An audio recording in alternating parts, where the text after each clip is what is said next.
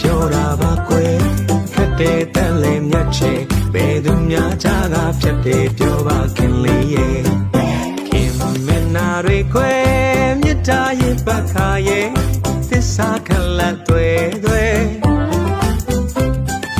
ချင်နာတာတွေခွဲ